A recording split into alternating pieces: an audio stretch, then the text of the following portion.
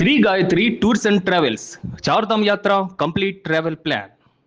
చంద్రిక గారు, రీసెంట్ టైమ్స్లో చాలామంది ఏంటంటే తప్పులు చేస్తూ ఉంటారు, మళ్ళీ తిరిగి వచ్చి సారీ చెప్తారు. సరే సారీ చెప్పారు కదా, రియలైజ్ అయ్యారని చెప్పి మనం యాక్సెప్ట్ చేస్తూ ఉంటాము. అసలు అటువంటి వాళ్ళని యాక్సెప్ట్ చేయాలా వద్దా? అంటే ఒక మనిషి మనల్ని ఎవరైనా అవమానిస్తారు, కావాలని చేయొచ్చు అది, లేకుంటే వాళ్ళ నేజం కూడా అట్లా ఉండొచ్చు. అవమానింపబడ్డప్పుడు ఎదుటి మనిషికి ఎంత డిసప్పాయింట్ అయిపోయి అవమానంతో కుంగిపోతారు వాళ్ళు అసలు.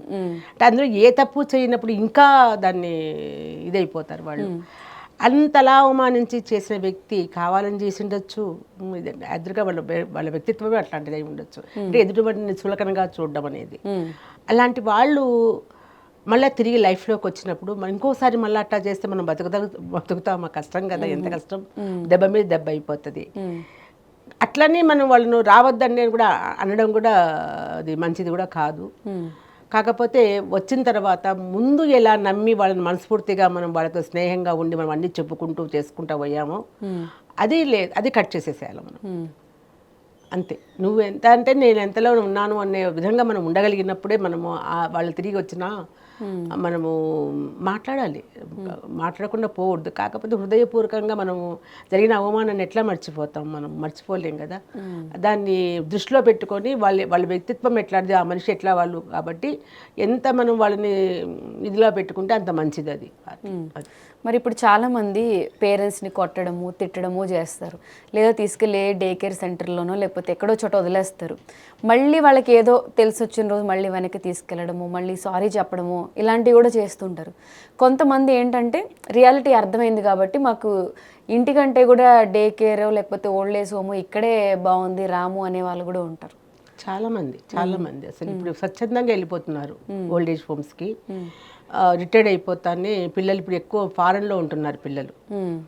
తర్వాత ఈ సాఫ్ట్వేర్లు అందరూ ఇంట్లో పెద్దవాళ్ళని పెట్టుకొని వాళ్ళకి ఎవరు సేవ చేయాలన్న ఆలోచనతో కూడా వాళ్ళ ఇంట్లో బిహేవియర్ చూసి ఇక్కడ ఉండి బాధపడి ఇవన్నీ చూసేదానికంటే మేము ఎక్కడో వెళ్ళిపోయి అక్కడ ఓల్డ్ ఏజ్ హోమ్స్లో ఉన్నామంటే 10 మంది ఇంకా ఆ ఏజ్ వాళ్ళు ఉంటారు కాబట్టి అక్కడ మేము హ్యాపీగా ఉండొచ్చు అనే ఆలోచనతో వాళ్ళు స్వచ్ఛందంగా వెళ్ళిపోతున్నారు. డబ్బులు పెట్టడానికి కూడా వెనకాడడం లేదు వాళ్ళు. కానీ కొంతమంది డబ్బులు కూడా పే చేయడానికి చేతగాని వాళ్ళు ఉంటారు. కొంతమంది ఓల్డ్ ఏజ్ హోమ్స్లో చేరడానికి ఇంట్లో వాళ్ళు ఒప్పుకోకుండా ఉండేవాళ్ళు ఉంటారు. మరి అలాంటి వాళ్ళు ఏం చేయాలి అనేది చాలా ఇదైపోతుంది కదా. దానికి ఒక సొల్యూషన్ ఈ మధ్య గవర్నమెంట్ వాళ్ళు చేస్తున్నారనమాట. దాన్ని డే కేర్ సెంటర్స్. అంటే మన డే కేర్ సెంటర్స్ అంటే ఏమనుకుంటాం, చిన్నపిల్లల్ని పెడుతున్నాం కదా మనం ఆఫీస్కి వెళ్ళేటప్పుడు చేసేటప్పుడు, స్కూల్ తొందరగా వదులుతారు కాబట్టి మనం ఇంటికి వచ్చిన పిల్లలు ఎక్కడైనా ఇదైపోతారేమన్న ఉద్దేశంతో మనం వాళ్ళని ఒక డే కేర్ సెంటర్లో పెడుతున్నాము. ఆ విధంగా పెద్దవాళ్ళ కోసం అని చెప్పి ఒక డే కేర్ సెంటర్ ఏర్పాటు చేస్తున్నారు. ఇప్పుడు కొత్తగా వస్తున్నాయి ఇవన్నీ కూడాను, జిహెచ్ఎంసీ వాళ్ళ నుంచి వస్తున్నాయి. ఇప్పుడు మళ్ళీ గవర్నమెంట్ మామూలుగా గవర్నమెంట్ వాళ్ళు కూడా మొదలు పెట్టారు. Women and child welfare department నుంచి కూడా వస్తున్నాయి అనమాట. ఇది ఎలా దీని ప్రాసెస్ ఏంటి అని కూడా మనం అనుకోవచ్చు. ఇప్పుడు రిటైర్డ్ అయిన పర్సన్స్ ఉంటారు, అందరూ ఓల్డ్ ఏజ్ హోమ్స్లోకి వెళ్ళిపోరు కదా. రిటైర్డ్ అయిపోతున్నారు కాబట్టి పొడవని వెళ్ళిపోయి ఇక్కడ పోయి జాయిన్ చేయలేరు కదా, ఉండలేరు కదా. అలాంటి వాళ్ళు కాలక్షేపం ఏంటి, ఇంట్లో ఉంటారు, వాళ్ళు కోడళ్ళు కొడుకులు అంతా బయటికి వెళ్ళిపోతారు, కూతురు అల్లుడు వాళ్ళు కూడా బయటికి వెళ్ళిపోతారు. అప్పుడు ఇంట్లోనే ఉండి 4 గోడల మధ్య ఉన్నప్పుడు ఒక విధమైన డిప్రెషన్ లాగా దిగులు ఇవన్నీ వస్తాయి వాళ్ళకి. ఒంటరితనం, మాట్లాడి దిక్కులేక, మరి అపార్ట్మెంట్ కల్చర్ చాలా వచ్చింది మనకి ఇక్కడ.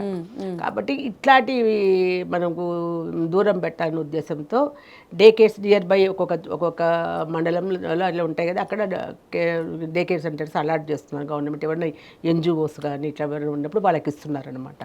అదేంటంటే మార్నింగ్ 9 నుంచి అట్లా ఈవినింగ్ 5 వరకు. ఎందుకంటే 5-6 అంతవరకు మనకు ఒక పెద్ద ఇల్లు రూము అలాంటివి మనం అలాట్ చేసుకొని దానికి వసతులన్నీ ఏర్పాటు చేసుకుంటే ఈ పెద్దవాళ్ళని తీసుకొని వస్తారు అక్కడికి. వాళ్ళకు మంచిగా ఫుడ్, ఇప్పుడు ఇంట్లో వాళ్ళ ఫుడ్ తినకనే ఉంటుంది, ఒక న్యూట్రిషన్ ఫుడ్ కూడా అక్కడ వాళ్ళకు దొరికేటట్టు చేస్తున్నారు. ఆ తర్వాత వాళ్ళకి మార్నింగ్ టైము టిఫిన్ పెడుతున్నారు, మధ్యాహ్నం మంచి ఫుడ్ పెడుతున్నారు, ఈవినింగ్ ఇంటికి పోయేటప్పుడు టీ స్నాక్స్ ఇస్తారు. ఈ మధ్య లోపల మార్నింగ్ తిన్న తర్వాత మళ్ళీ మధ్యాహ్నం నుంచి సాయంత్రం ఇంటికి పోయే లోపల ఏం చేస్తారు అనేది కూడా ఉంటుందన్నమాట. అసలు మంచి రీడింగ్స్ పుస్తకాలు ఉంటాయి. సరే రీడింగ్ చేయకుండా ఉంటారు, వాళ్ళు చదువు రాదు, వాళ్ళు ఏం చేస్తారు, చదవలేరు కదా పుస్తకాలు. చిన్న గేమ్స్ వాళ్ళకి చక్కగా క్యారమ్స్ కావచ్చు, చెస్ కావచ్చు, ఇంకా ఏదైనా బాల్ కావచ్చు, ఇట్లా ఏదన్నా కూడా చిన్న మ్యాజిక్ లాగా వాళ్ళకి ఏదన్నా పజిల్స్ పెట్టడము ఏం అని ఇలాంటి వాళ్ళను చూడడానికి కొంతమంది ఎంప్లాయీస్ని కూడా వాళ్ళు చేస్తున్నారు అనమాట. ఒక నర్సు కూడా ఉంటుంది, విజిట్స్కి వస్తారు డాక్టర్స్ కూడాను, చూస్తారు వాళ్ళ ఆరోగ్యం ఎట్లా ఉంది ఏమి అనేసి. మంచి ఫుడ్ దొరుకుతుంది, కాలక్షేపం దొరుకుతుంది. నేను ఇటీవల మేడ్చల సైడ్ ఒకసారి వెళ్ళాను అనమాట. వెళ్ళినప్పుడు ఇక్కడ డే కేర్ సెంటర్ ఉందంటే నేను ఇంకొక ఎన్జిఓ నేను ఇద్దరు కలిసి వెళ్తే దాదాపు 70 మంది ఉన్నారు అక్కడ. చాలా ఆశ్చర్యపోయినా నేను వాళ్ళ దగ్గరికి వెళ్ళి అడిగాను, ఎందుకు వస్తున్నారు ఇక్కడ, మీకు బాగుందా ఇక్కడ అంటే, చాలా బాగుందమ్మా, మేము ఇళ్ళల్లో ఉన్నాము. అక్కడ వచ్చిన చాలామంది కూడా పల్లెటూరుకు సంబంధించిన వాళ్ళు, రైతులు, అలాంటి వాళ్ళు. ఆ పొలాలు పండించి సేద్యం చేసి చేసినాళ్ళు వాళ్ళు బాగానే ఉన్నారు, పిల్లలకు పెట్టారు, చదివించారు, పెళ్ళిళ్ళు చేశారు, బాగుంది. ఇంటికి కోడళ్ళు వచ్చిన తర్వాత వీళ్ళకు అన్నం కూడా కడుపు నిండా దొరకడం లేదంట. అమ్మ అన్నం తిని ఎన్నో రోజులు అవుతుంది మాకు, ఇక్కడికి వచ్చినాక మేము కడుపు నిండా అన్నం తింటున్నాం, మా బాధ ఏదుంటే సాటి వాళ్ళకి చెప్పుకుంటున్నాము. నిజంగా నా కళ్ళలో నీళ్ళు వచ్చేసినాయి వాళ్ళు చెప్తా అంటే విని. ఇంత కష్టము ఉందా వీళ్ళకి? ఒకప్పుడు 10 మందికి అన్నం పెట్టిన చేతులు అవి, ఈరోజు అన్నం కోసం చేతులు చాపుతున్నారు వాళ్ళు. ఇంత దుస్థితి ఎందుకు తీసుకొస్తున్నారు ఇంట్లో పిల్లలు? కని పెంచి చేసిన తర్వాత వాళ్ళు మిమ్మల్ని ఎంత బాధ్యతగా చూశారు, ఆ బాధ్యత మీకు ఉంది కదా. అవును అవును. వాళ్ళు ఆ మాట అంటుంటే అన్నం తిని కడుపుంటే ఎన్నాళ్ళు అయిందమ్మా అంటే ఎంత బాధ అనిపించిందో. భార్య చచ్చిపోయిన వాళ్ళు ఉన్నారు, భర్త చనిపోయిన వాళ్ళు ఉన్నారు, ఒంటరిగా అయిపోయారు వాళ్ళు. సో ఇక్కడికి వచ్చి మాకు చాలా హ్యాపీగా ఉందమ్మా అన్నప్పుడు నాకు ఆ డే కేర్ సెంటర్స్ విలువ నాకు అప్పుడు పెరిగింది. ఇంకా ఇంట్లో లేని అసలు చాలా అవసరము, చాలా మంచి పని చేస్తున్నారు గవర్నమెంట్ అనిపించింది నాకు. అందరూ నేను చాలా విన్నాను డే కేర్ సెంటర్, నేను పెద్దగా పట్టించుకోలే నేను. సో ఏదోలే అనుకున్నాను నేను. కానీ అక్కడికి వెళ్ళి వాళ్ళతో మాట్లాడిన తర్వాత అది నిజంగా చాలా అవసరం ఇప్పుడు జనాలకే, వృద్ధులకే అనిపించింది.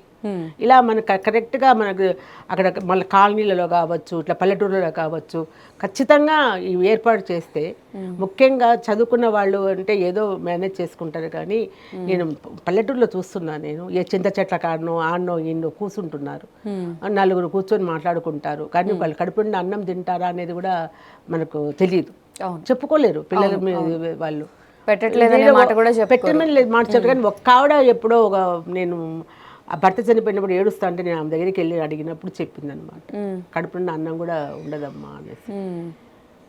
అలా అనిపించినప్పుడు ఇట్లాంటి సెంటర్స్ చాలా అవసరం అనిపించింది. ఇది నిజంగా కరెక్ట్గా చేసే వాళ్ళకి గవర్నమెంట్కి ఇవ్వగలిగితే, అవసరం ఉండి నేను చేస్తాను అన్న వాళ్ళకి, ముందుకు వచ్చిన వాళ్ళకి ఇవ్వాలి. వీళ్ళు కూడా అసలు ఇస్తే వాళ్ళు చక్కగా వీళ్ళకు మంచి ఇది దొరుకుతుంది, వాళ్ళకు కూడా బాగుంటుంది, పెద్దవాళ్ళకు కూడా మంచి ఇదే అది కాలక్షేపం కూడా. అది మందులు దొరుకుతాయి, ఫుడ్ దొరుకుతుంది, సాటి మనుషులతో మాట్లాడతారు, డిప్రెషన్కి లోన్ అయ్యే అవసరమే లేదు ఇంక అక్కడ. అన్ని ఫెసిలిటీస్ ఉంటాయి. బాగుంది. ఓకే.